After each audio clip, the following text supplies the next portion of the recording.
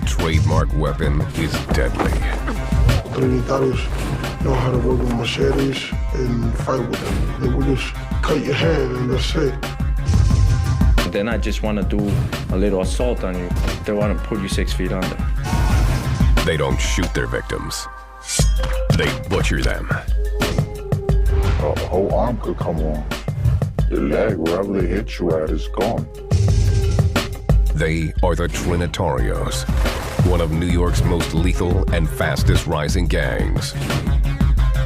You kill somebody with a gun, you ain't nothing. But if you kill somebody with a knife, I mean, you're real.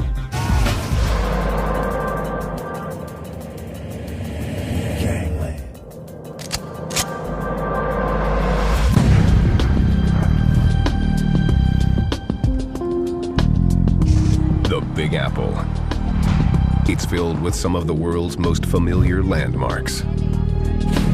Broadway, the Empire State Building, the Statue of Liberty. New York is very, very big. You have the business district, the financial market. New York has a shower law for everybody. Far less welcoming is a group of outlaws that call New York City home. A brutal gang, more than 1,000 strong, with roots in the Dominican Republic. They are the Trinitarios. Their goal is to dominate America's largest city. The Trinitarios, they always want to be on top. They want to be on top of Bloods, they want to be on top of Kings, they want to be on top of Nietas. They got to be on top always. The Trinitarios were born and bred in the New York City prison system. Now, they're spreading across the city's 5 boroughs and creeping into nearby Hudson County, New Jersey. They feel the heat in New York and then they come over here. Or if they've committed a crime and they wanted to get away, they'll hide away over here in New Jersey. They've built their violent reputations wielding a simple but grisly weapon. They don't go out there and shoot people. They're mostly machetes. They're slashing people and cutting people. You hit him and you pull it back, he brings everything out. Blade, a high-ranking Trinitario in one of the New Jersey chapters, fears retaliation for speaking out about the gang. He asked to have his identity concealed.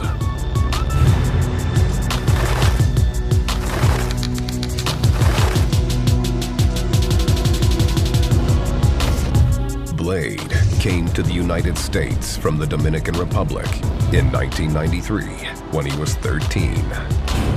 First month when I was over here, I stabbed my sister in the arm because she was trying to smack me. It wasn't his first assault. Blade already had a violent reputation. I stabbed somebody in the heart. I was like 11 years old because he was trying to take my sneakers. Blade and his family settled in Jersey City, across the Hudson River from Manhattan. It was a tough adjustment. Yeah, I didn't speak English when I came over here. And when I used to go to school, I used to get jumped every day. Everybody, basically. Blade joined the Trinitarios and quickly made his own reputation. The leader of a Latin King went to the Kamal block and he threw me a punch. So when he did that, I pulled out the machete. I hit him in the head. Then I hit him like four more times in the arm because he went like that. He got a lot of stitches. He got like 50-something stitches in his head. That kind of one-on-one brutality has shocked even hardened New Jersey cops, like Davis Valdivia. A machete, I'm going to take a limb off, depending on where I swing it. If I swing it at your neck, I'm going to take your neck off. For years, he's seen firsthand how the Trinitarios get up close and personal. With a gun, you can shoot somebody from far away and not even see the person. To stab somebody, you got to get up and close and really to stick somebody. But assaults aren't the gang's only crime. They're definitely in the drug business. They're definitely in the home invasion business, assaults, robberies. They run the gamut, just like any other super gang.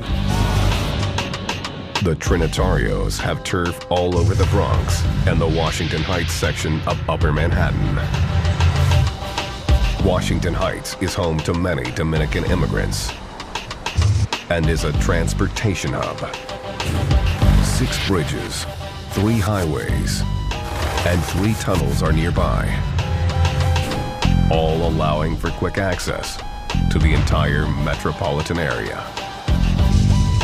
It's the perfect setup for drug dealers and gang members on the run, making it difficult for law enforcement to track them. There's going to be a group of people showing non-Trinitario area. Okay, I just received information from one of my guys that the person that that is doing the hand-to-hand transaction is coming towards our area now. Thanks to the easy access between New York and New Jersey, the Trinitarios have a lucrative narcotics business in both states. It's so easy to travel from one place to another that if they have a problem with the law enforcement, they'll move to another spot. Well, number one, he's selling drugs on the street, so he gotta go. He's selling cocaine. They could make about 10, 15,000 a day. They doing drugs. They selling drugs. If you owe them money, they're gonna kill you. This gang member, Loco, has also asked to have his identity concealed.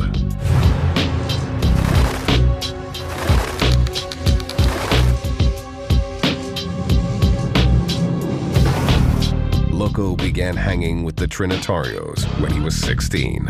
I was attracted to them by the way that they used to hang out, money and girls. They used to drink. If you didn't have money, they would give you money to eat, to get whatever you want. He ran into trouble with the law when a brawl broke out at one of their parties. Some three from New York came and stopped the guy 5 times, and from that time, we all got locked up. Loco found himself behind bars for 6 months in the Hudson County Jail. His cellmates were all hardened gang members, and Loco had to make a life or death decision. When I went to jail, it was so crazy because I wasn't a member of a gang. I had to make a choice. Or I'll be neutral and I get beat up, or I'll become Trinitario. Loco joined the Trinitarios. You gotta fight for respect. If you don't fight for respect inside, you're gonna get beat up. You're gonna get killed. Though New York authorities have battled the Trinitarios for years, the gang has flown under the radar of New Jersey PD. We weren't aware of them. We heard rumblings of them. We heard the names being thrown around. But we didn't know who they were or what they were about. But a savage crime would change everything.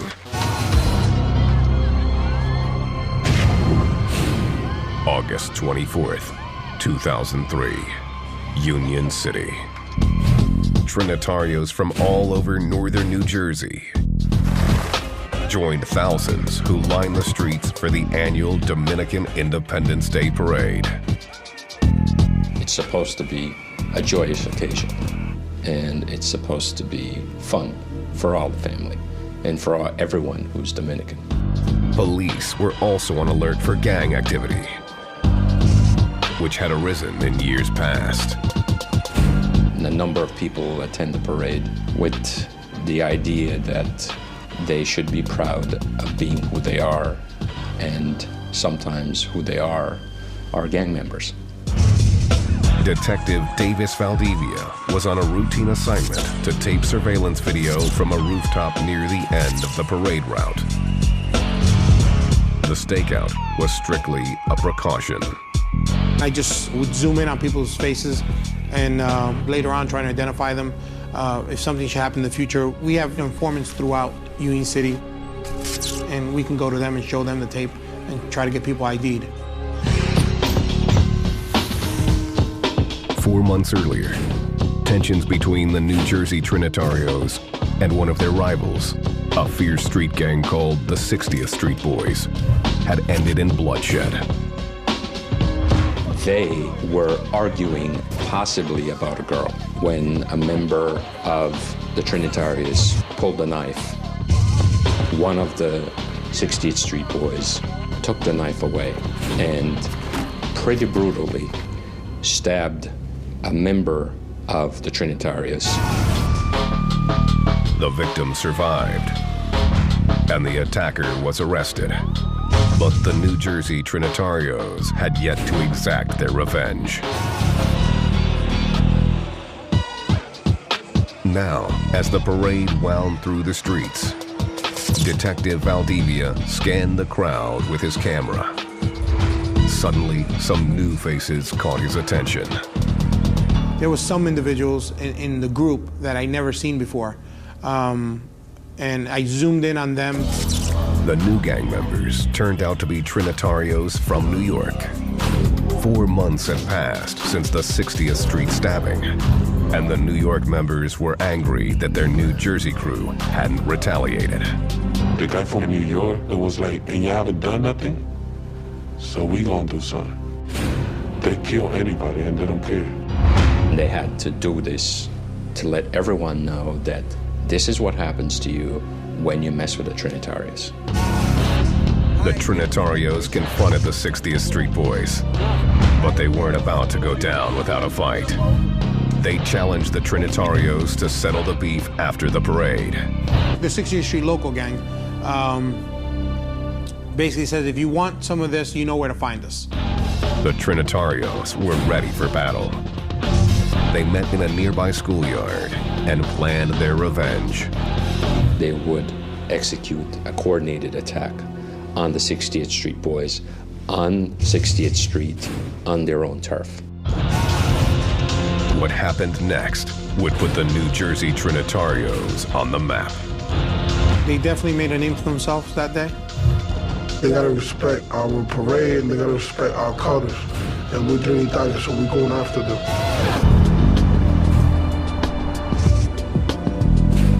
New York City. It's the gateway to the United States. A symbol of opportunity, hope, and the American dream.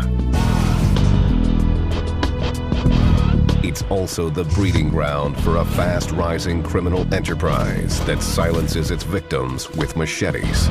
A Dominican gang called the Trinitarios. Trinitarios, they kill people, they rob people, they kidnap people. Yeah, they doing the money quick. The Dominican Republic is the second largest nation in the Caribbean, with a long history of hardship. In 1961, the country's harsh dictator, Rafael Trujillo, was assassinated, ending his oppression, but throwing the country into chaos. For the next few decades, tens of thousands of immigrants fled to New York, all in search of a better life. They came here to the U.S., which at the time was experiencing a pretty decent manufacturing job market, and Dominicans came here to work. In the Dominican Republic, you only make 3,000 pesos a month. That's like $125. Sucks. Nobody want to be there. By 1990, there were 250,000 Dominicans in the New York metropolitan area. Most were productive citizens, but some got caught up in the city's crack epidemic and violent underworld. Everybody want to be thugs and stuff like that, you know what I mean? So everybody's doing crime over here. The cops took action, and Dominicans began streaming into the New York City correction system, including the notorious Rikers Island Penitentiary, just east of Manhattan. They quickly became the targets of violent, more established gangs, like the Bloods, Crips, and Latin Kings. Dominicans at the time were the minority. Many of them found themselves to be abused by the other ethnic groups that were present. You see a lot of extortion in jail. People taking your commissary, people making you wash their drawers, beating you up for a phone call. In 1990, one Dominican inmate rebelled against the abuse. Pedro Nunez, aka El Caballon, was serving an 18-year sentence at Rikers for weapons possession.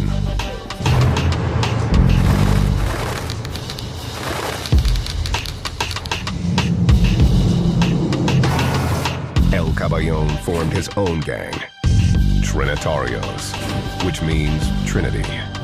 He took the name from three revered leaders of the Dominican independence movement from Haiti in the 1840s. He saw the abuses that were occurring, and just like Duarte, Sanchez, and Mella saw that the Dominicans were being abused, he felt the same way and started this group with the same name as the founding fathers of the Dominican Republic, the Trinitarios.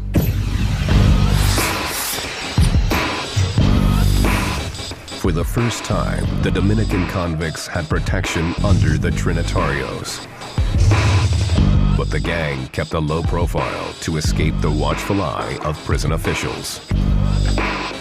They kept it very quiet about what was going on for obvious reasons. The Trinitarios on Rikers Island basically operate as a secret society that's there to protect Dominicans. As their numbers grew into the hundreds, the Trinitarios began dominating the other gangs. I don't care what anybody said. In New York, if you're not a Trini in jail, you're nothing. Ain't no blood, Crips, Latin King, nothing. Trini run New York. El Caballon's domain expanded in the mid-1990s as Trinitarios finished their time at Rikers and returned to the streets. With El Caballon running the gang from prison, the Trinitarios took new shape in the heavily Dominican neighborhood of Washington Heights in Upper Manhattan. So they started making, like, if you're gonna be a Trini in here, you gotta represent Trini out there. And you're not just gonna be a Trini in jail for protection. You gotta be a Trini in the street too. You gotta represent. The Trinitarios unleashed a crime wave that ran through Washington Heights into the Bronx and Brooklyn. They started doing narcotics distribution, possession of weapons, and violent crimes. In 1995, in the Bronx alone, nearly a murder a day was occurring, thanks in part to the Trinitarios. The gang began smuggling cocaine from the Dominican Republic using ingenious and dangerous methods. They'll bring drugs to the state by swallowing it, boofing it. These carriers, known as mules, could hide a half-pound or more of narcotics, risking death with each trip. Imagine you with more than 300 grams inside your stomach. Anything could go wrong. You can't eat, you can't drink nothing. Jefe, a Dominican native, asked to have his identity concealed.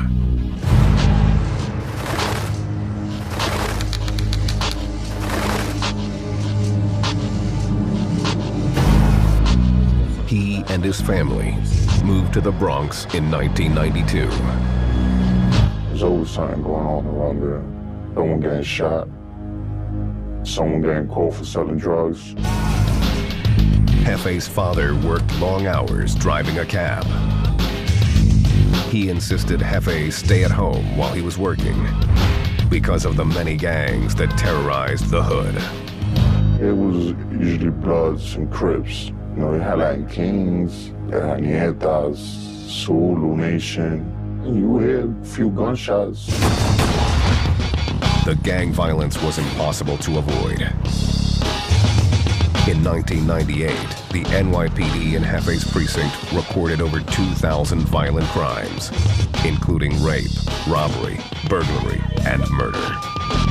It was dangerous. The 4-4 precinct is the busiest precinct in the Bronx. Jefe had to stick with his Dominican brothers for protection. It was a lot of race going on, race issue, Dominicans and blacks. They would come and pick up Dominicans on high school, junior high school, and we would just retaliate. By 1999, the Trinitarios had hundreds of members in New York City and a brutal reputation that stunned even law enforcement. They had to go to the extreme to prove themselves to the other gangs that they could compete with them in the streets or drug sales. They attacked their rivals with machetes, common weapons in the Dominican Republic, but rarely seen in this urban jungle. We used to carry a machete in our pants, our book bag, our sleeves. Wherever we could have fit it, we would have carried it. Armed, dangerous, and in control of New York, the Trinitarios were anxious to expand their territory.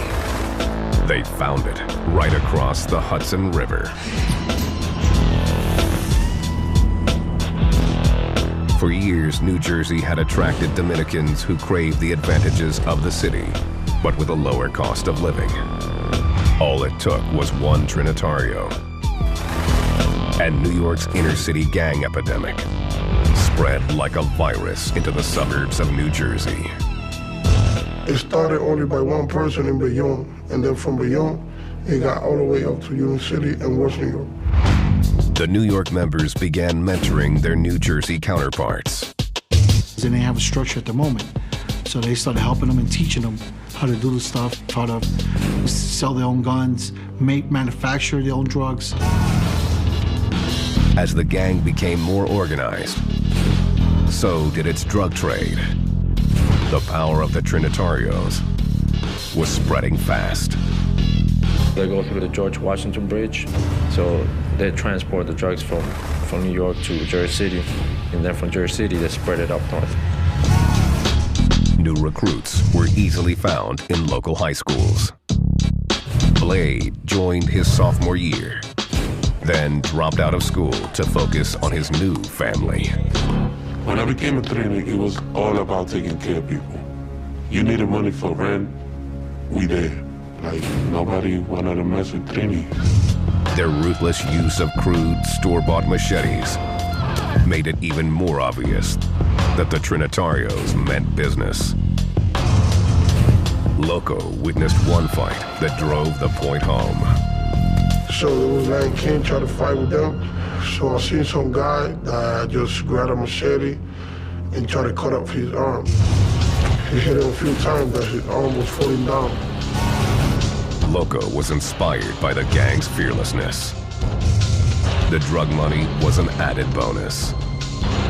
I used to sell drugs. I felt like I was doing something wrong, but I liked the money. By 2003, the Trinitarios had more than 100 members in northern New Jersey alone. Though the gang had long been in the sights of New York City PD, their growing numbers were still a secret across the Hudson. It would take a cold-blooded killing before New Jersey authorities got the message. And it was so quick. I mean, it was just like wildfire. They just started spreading all over Hudson County.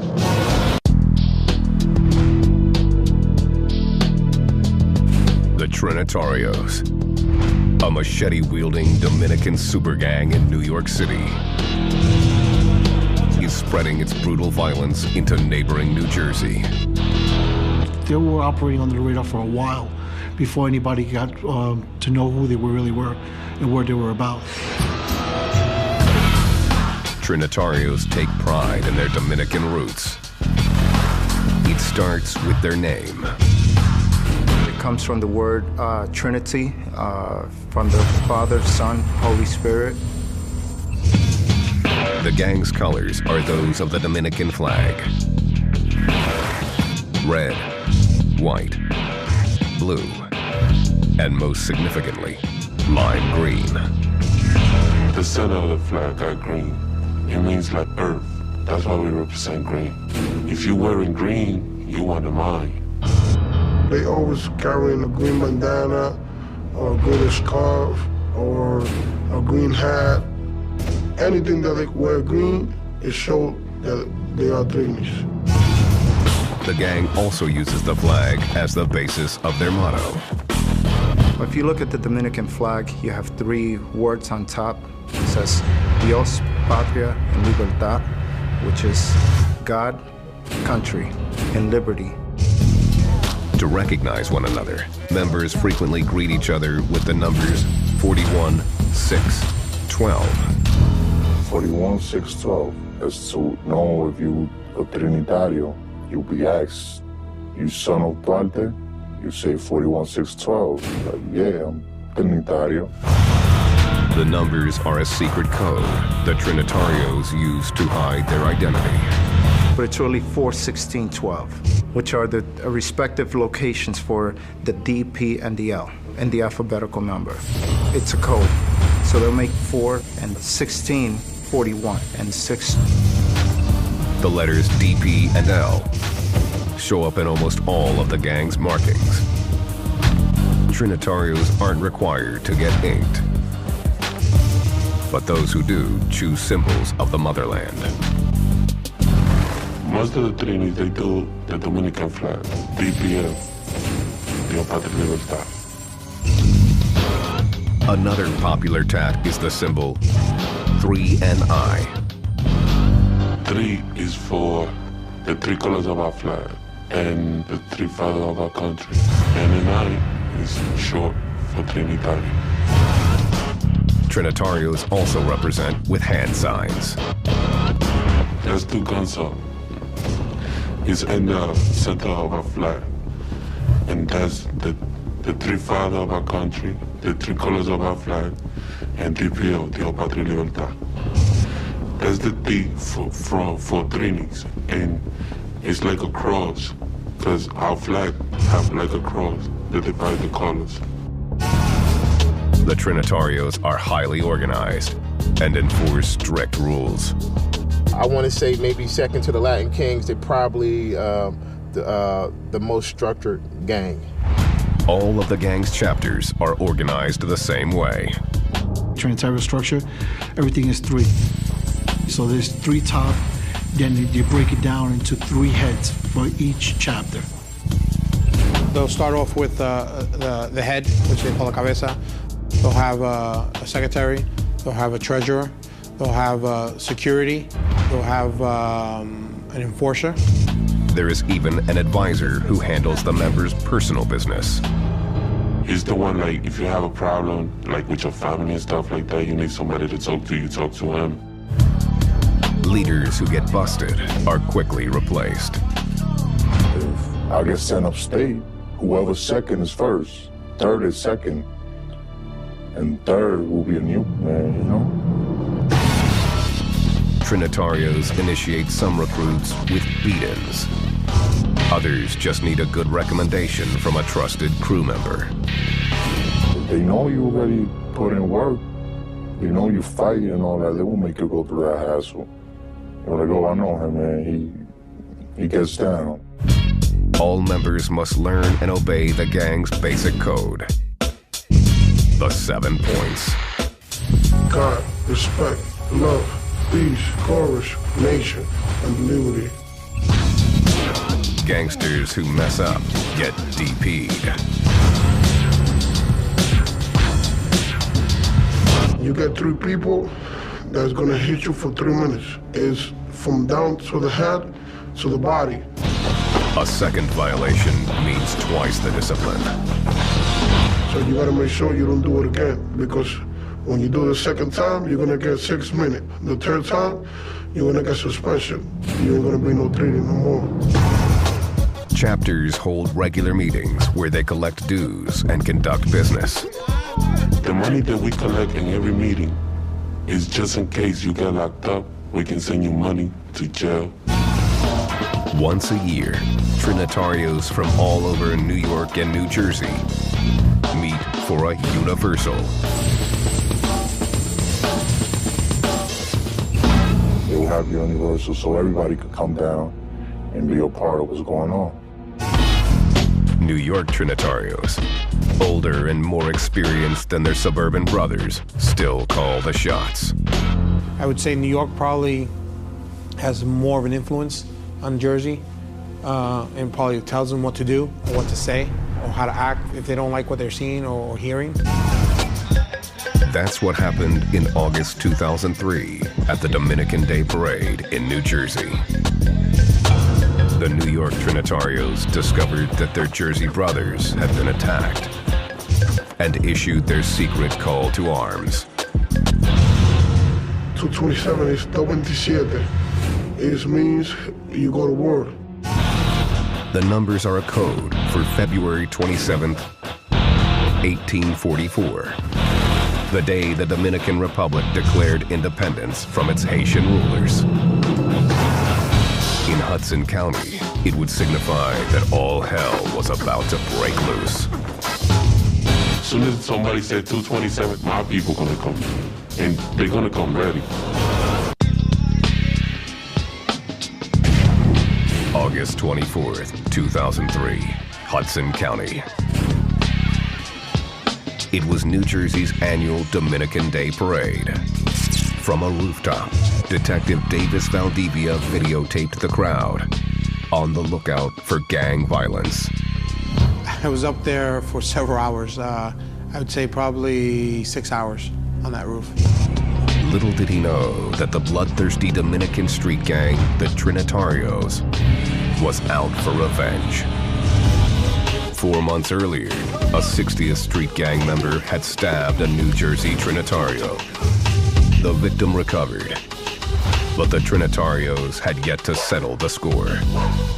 An unacceptable situation for their New York brothers.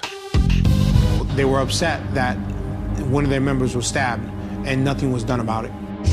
If someone messes with one of their members and it goes unpunished, they will essentially be viewed as chumps. The New York Trinitarios were hell-bent on revenge and planned to get it on their opponent's own turf. They strategized their attack at a local schoolyard late that afternoon. At the suggestion of a New York leader, they traded their traditional machetes for screwdrivers. It was easy at the moment because the guy from Brooklyn was like, "Oh no, we're not gonna carry none of that. What if we get stopped by the cop? They see us with screwdrivers in the car. They're not gonna bother us with that." They sharpened the tips for good measure. They armed themselves with those screwdrivers, ripped clothing apart that were rags in the trunk of the car, and wrapped it around the handle. If there's cloth on the handle, your hand won't slip when you stab someone with it, and you're never going to leave fingerprints. The gang was prepared for cold-blooded murder. You can't really slice anybody with a screwdriver. I mean, it's only one purpose is to jab and puncture. 2 carloads of Trinitarios headed straight for the heart of the 60th Street Boys territory in West New York. They found what they were looking for at the corner gas station at 60th Street and Broadway. The Trinitarios confronted 21-year-old Jameer Brown, who was an associate of the gang. Once they approached him, they asked for an individual by the name of Munchi. And that's the same individual that had words with them during the parade. Munchi was nowhere in sight, but Brown stood up for his friend to the bloodthirsty mob. He responds to them saying he's not here, and if you have a problem with him, you have a problem with me. The Trinitarios pulled out their screwdrivers. Someone ran up to him and stabbed him. And then they were all over him, stabbing him. Brown went down instantly. One of his friends, a 16-year-old, tried to break up the assault. One individual of the 60th Street Boys actually went to his aid, and he wound up getting stabbed in the forearm. Jameer's friend was able to escape and ran to alert police. He suffered a severe stab wound and would later need 19 stitches, but he survived the attack. Jameer Brown was not so lucky. The screwdrivers had ripped through a crucial artery. The Trinitarios scattered, leaving Jameer Brown essentially dying on the street. Brown died at a local hospital 90 minutes later. The murder sent a clear message from the Trinitarios to its many rivals. You do something to one of my peoples, I'm gonna do something to you. That's what we gotta do to be known, so we can get our respect. If you mess with one of them, you're gonna mess with all of them. It also sent a message to New Jersey police, who finally realized the Trinitarios were in their own backyard. That was the first time that I actually heard of Trinitarios. After the parade is when I really learned about the Trinitarios. And since that day, things made a lot more sense to me. New Jersey PD immediately started hunting down the attackers and managed to catch 3 of them that night. By morning, Detective Valdivia was already interrogating one of the suspects, Trinitario Alex Colon. He showed Colon surveillance video of the parade. He sat there, viewed the videotape, and I recall him pointing to the individuals that I zoomed in on. He would say, that's so one of them, and that's so-and-so. He was there, and he was in the car, and he just went on and on. On November 25th, 2003, police in New York City and Hudson County made 5 more arrests. A 6th suspect was arrested a few weeks later. 2 more were in custody by March 2004. The charges included murder, aggravated assault, and unlawful possession of weapon. Among those charged were 2 alleged high-ranking Trinitario leaders, 22-year-old Ricardo Osorio of New York and 21-year-old Pablo Molina of New Jersey. The prosecution's case was coming together. I counted about 56 witnesses that were possibly going to testify if needed. Prosecutors also had a star witness. Alex Colon, the gangster who identified suspects on the parade videotape, was in jail facing a murder charge. He was cooperating with the prosecution against the Trinitarios in the hopes of receiving a reduced sentence. Colon gave us a nice big picture. He could point to all the parties. But Colon would never make it to the stand. Our case seemed as if it would fall apart.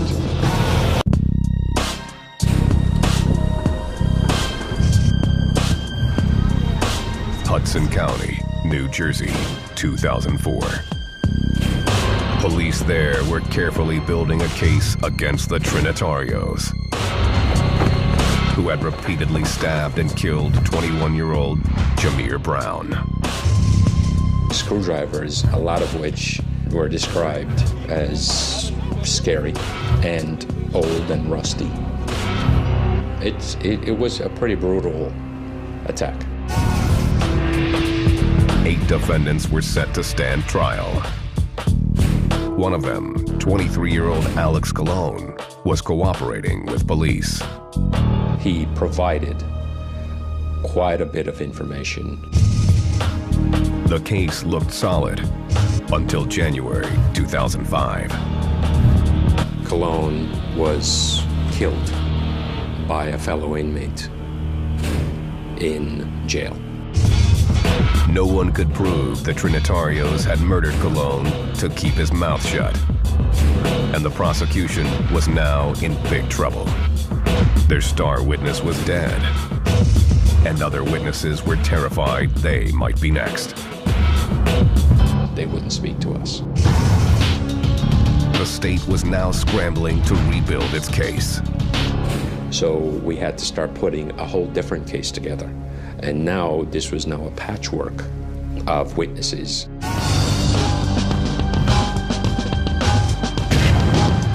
January 5th, 2006.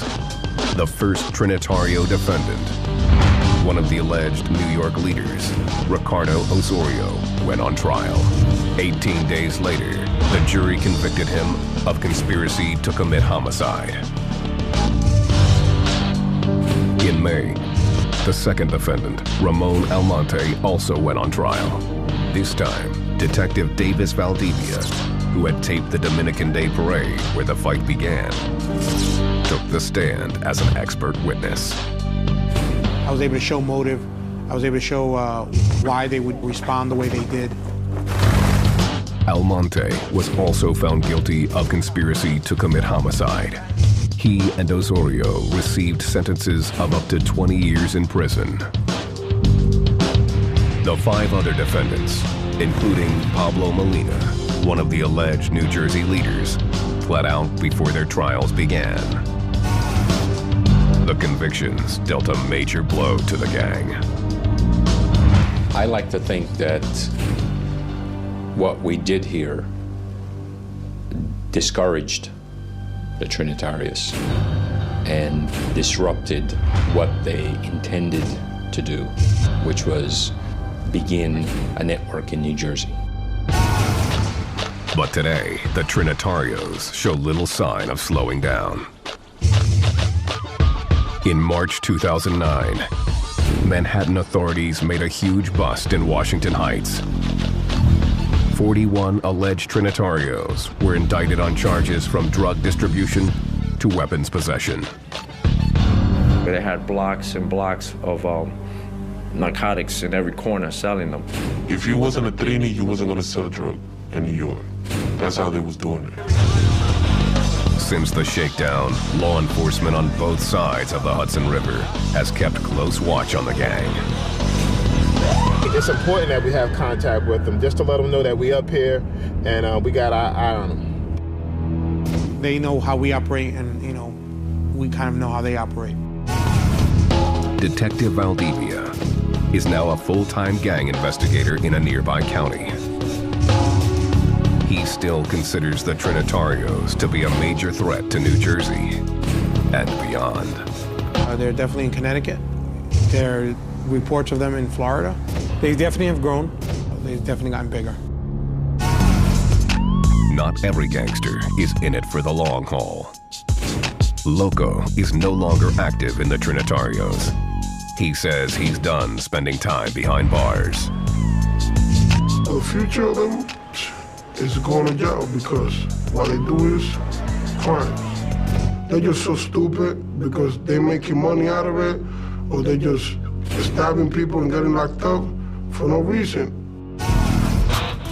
Loco is trying to build a new life apart from the gang, but fears he's a marked man.